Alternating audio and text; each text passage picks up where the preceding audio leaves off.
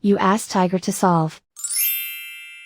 This deals with linear equations with one unknown. The final result is c equals 5. Let's solve it step by step. Group all constants on the right side of the equation. Add 2 to both sides. Simplify the arithmetic. Convert the integer into a fraction. Combine the fractions.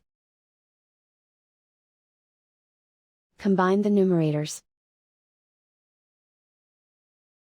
Isolate the c. Multiply both sides by inverse fraction 2 over 1.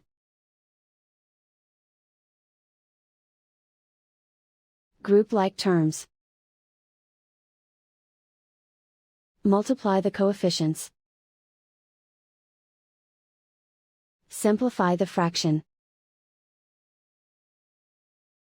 Multiply the fractions. Simplify the arithmetic. And so the final result is c equals 5.